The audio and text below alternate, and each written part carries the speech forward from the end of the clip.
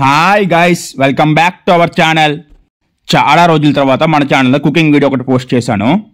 ఇప్పుడు cooking video post చేయడానికి కారణం ఏంటంటే, మా అమ్మ వాళ్ళు లాస్ట్ సండే ఒక ఫంక్షన్ ఉందని చెప్పేసి శ్రీకాకుళం వెళ్ళారనమాట. నేను ఒక్కడనే ఉండిపోయాను ఇంట్లోన. సో నేను ట్రై చేద్దాం వంట అని చెప్పేసి చేశాను.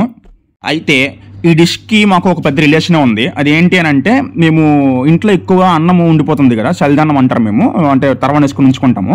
ఆ అన్నం ఎక్కువ క్లోజ్ అవ్వాలంటే మా అమ్మ ఇప్పుడు ఈ కర్రీ వండుతుంది అనమాట.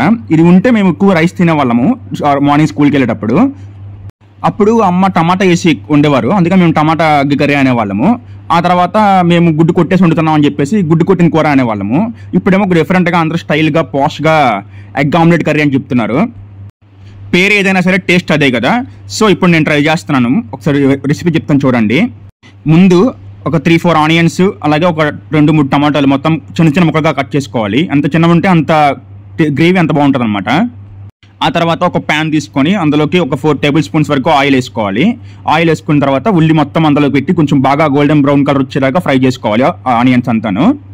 ఆ తర్వాత టమాటా కూడా వేసుకొని అది కూడా బాగా బాయిల్ అయిన దాకా ఫ్రై చేసుకోవాలి.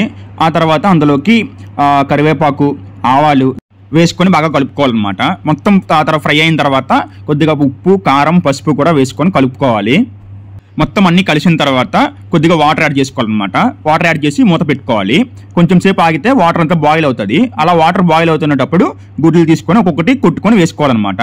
ఆ గుడ్లు అంటే ఎలా వేస్తామంటే, వేసిన తర్వాత దాన్ని కలపకూడదు, ఎలా వేసింది అలానే ఉంచుకోవాలి. జస్ట్ మనం ఆమ్లెట్ వేసుకునేటట్టుగా మనకి ఎన్ని కావాలంటే అన్ని గుడ్లు కొట్టేసి అలా కదపకుండా మూత పెట్టుకోవాలి. కాసేపు కొంచెం స్లో చేసి పెట్టుకుంటే గుడ్లు బాగా ఉడుకుతాయి అనమాట. కొంచెం సేపు తర్వాత దాన్ని తిరిగి గుడ్లన్నీ తిరగలు పెట్టుకోవాలన్నమాట. అప్పుడు 2 వైపు బాయిల్ అవుతుంది బాగా.